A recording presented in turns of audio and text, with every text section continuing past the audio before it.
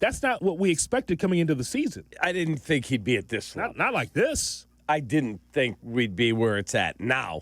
The Cubs sweep out the White Sox over the weekend.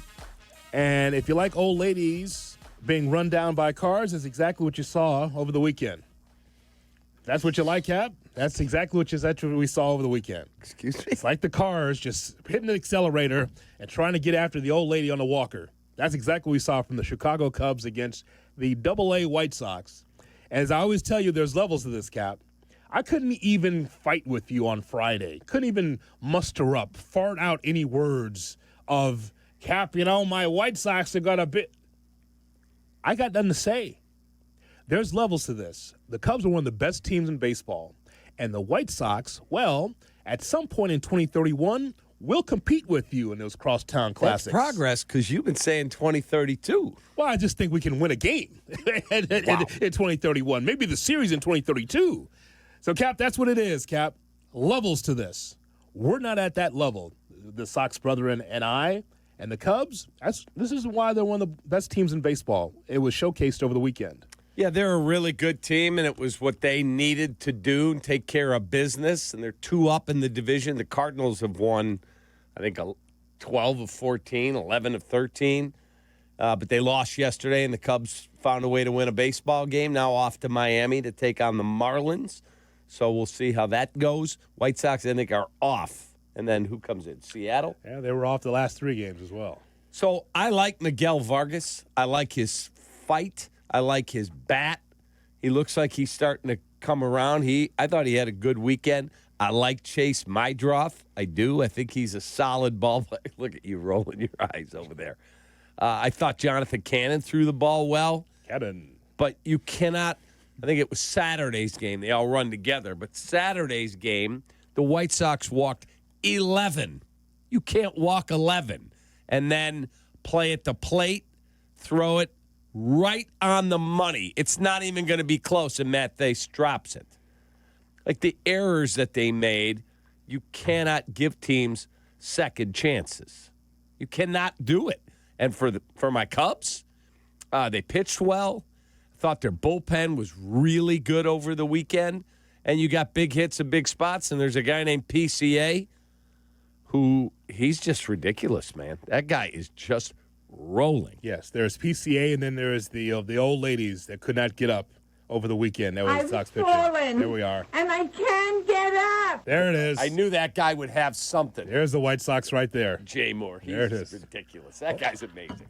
Well, speaking of PCA, Cap, is a star. And let me just tell you, this is not getting my heads over my skis. I'm just telling you, you know what, when you see it in Major League Baseball, where he's got it, meaning that he has the speed, he has the power, he has the defense. Cap, he's got the ability to hit the ball over the wall. He's doing things that we did not expect. We already knew he was fast, and he would be a quality defender in the outfield. But he's doing it all right now. Amazing for PCA and his agent not to take the money officially offered by the Cubs early in the season. Nah, you know what? We'll wait. I got more to show you. Oh, my God, Cap. He is turning heads not just in Chicago, but around Major League Baseball on the kind of player that he is. He is. He's playing great baseball. He's showing power. Obviously, he's got speed. And when he gets on base, he's going to be running. His defense is outstanding. But what I really, really like about him is no moment seems too big. He just plays. He just goes out and plays. And having him, Tucker has not been hot. He had a triple the other day, had a hit yesterday. He's hanging in there, but he's not where he needs to be yet. Mm-hmm. When they get him going, and it sounds like Matt Shaw, who was scratched from the lineup in Iowa yesterday, sounds like Matt Shaw could be meeting them in Florida. And that will give them an everyday third baseman. We'll see what he can do. He's hit 4 home runs the last 2 days, and I think he had 6 in the week. He looks like he may have figured some things out. They changed his approach at the plate a little bit. I think he still has a leg kick, but he's not so contorted with his front foot completely. It just was an odd way to approach things. Yeah. But Whatever it takes, man. We'll see. Cubs and Marlins, 5:40 tonight. We'll see how it goes. All right, let's lock in Squirrel on PCA. All right, let's get back to PCA because that's the guy that we have as a centerpiece of our conversation this morning. Because he was 8 for 14 with 8 RBIs. For those that missed it, we're talking about 4 runs, a home run, a double, and a triple. He has moved into the top 6 in National League MVP odds. We're talking about an MVP candidate now, Cap, at this point in time. And I know what you're saying because you're like me. We love baseball and we cherish every game because we know winter's coming. so we I love understand baseball like you. Cap, we understand like it's one game at a time, one series at a time, because we cherish and love spring and summer because it's baseball season. Yep. But Cap, I'm just telling you that with Pete Crow-Armstrong, what he's been able to do so far, to me, is sustainable. There's going to be ups and downs in a long season. But here's one thing that does not slump, and that's speed and strong defense. It does not slump. He sees the ball well enough in the outfield, so he's not an embarrassment out there. He never will be because he can track it down.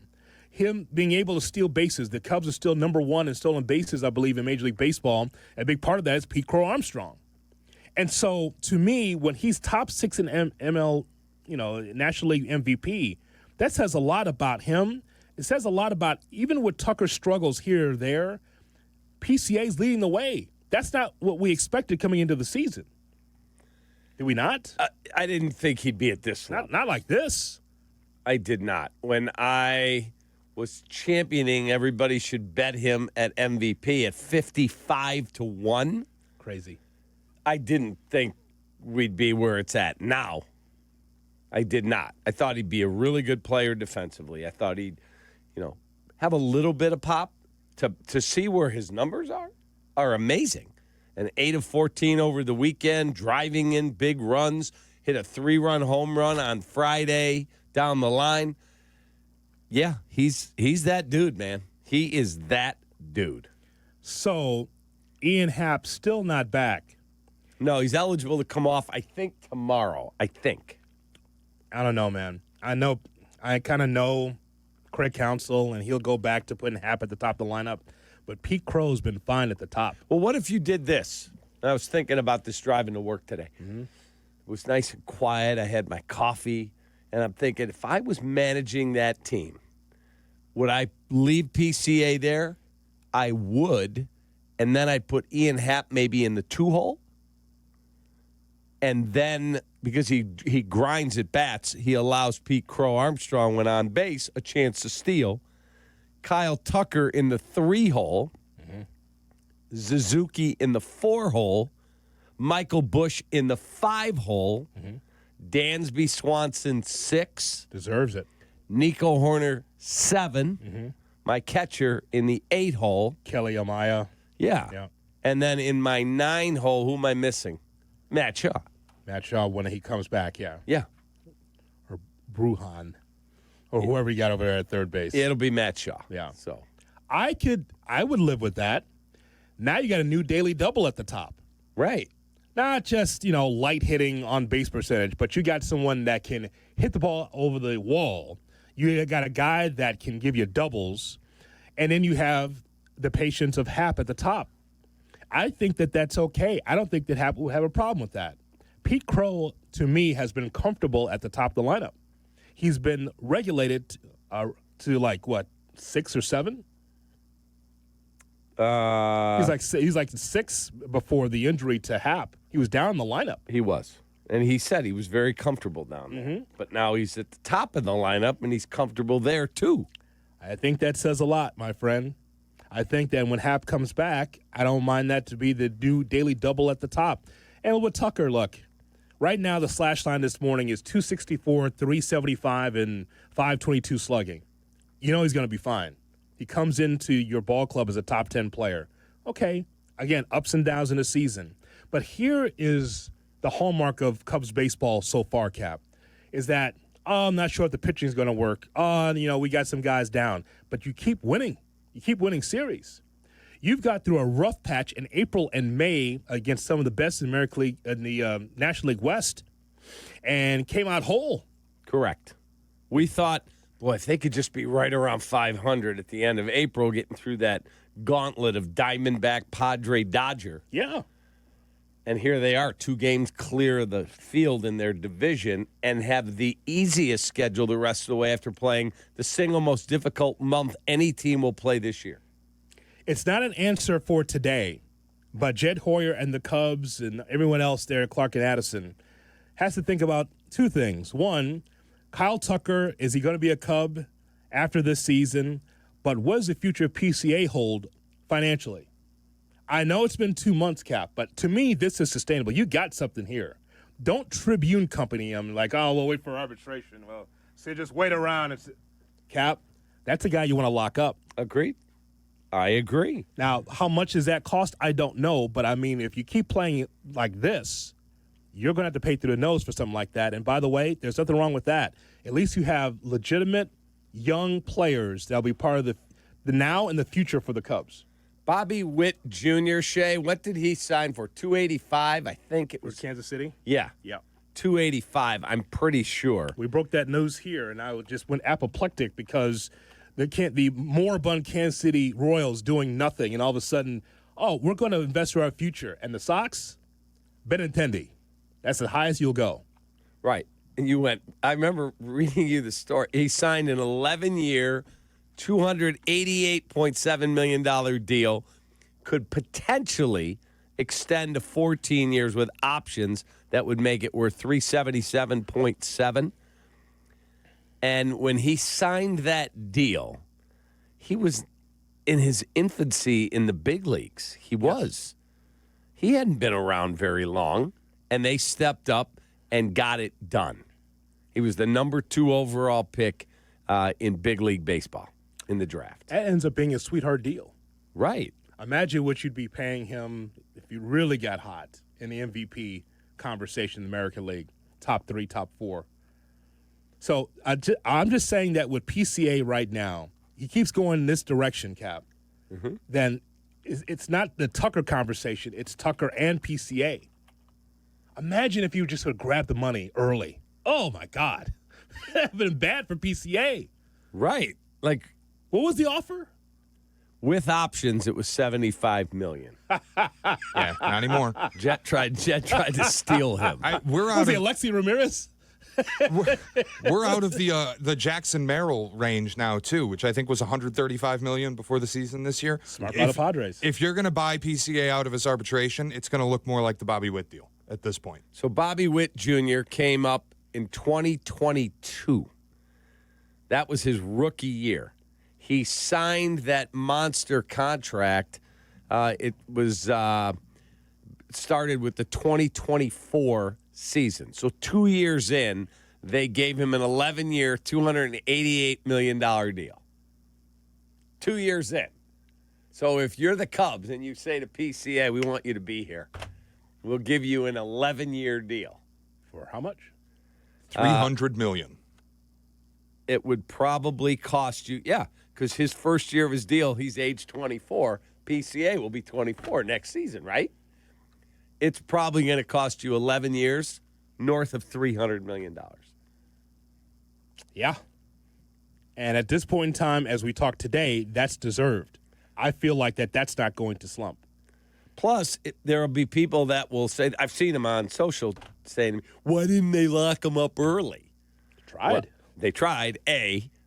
B, Eloy Jimenez, Luis Robert Jr. Like, that stuff happens where you pay these guys a lot of money and they don't make it. Right. Guys, for whatever reason. Just coming to the States, by the way. You didn't even have a glove and a bat. Here you go, Lexi. Here you go. The old Kenny Williams deal. Here you go. Right. Just like sign anything. Here you go. Oh, I'll take that. Right. That's getting $1 million a year. Wow, that's amazing. Right. Yeah, I would have given you $30 million a year, but you didn't ask for it. You just came over the raft. So we just decide we want to pay you now, put you in an apartment in Bolingbrook. Bobby Witt Jr. is currently in his 3rd year in the big leagues. See? That's part of the building process for a cheap organization, by the way, the Royals. Wouldn't dole that money out to anybody, but they said we need to lock up a young player. Now, he can opt out of his contract. 4th year, Cap. He's in his 4th year. 22, 23, 24, 25, his fourth year. Correct. Thank you. He can opt out after the 2030 season. He'll be 30 years old, turning 31, and his salary that year is $35 million a year. He's make $35 million going forward all the way through 2037. He could opt out, which he obviously will if he's healthy. Yeah, he will.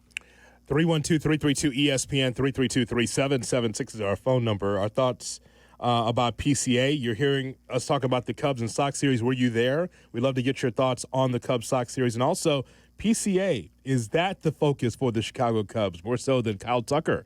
We'll continue to take your thoughts as we move forward here on the Kap and J Hood Morning Show.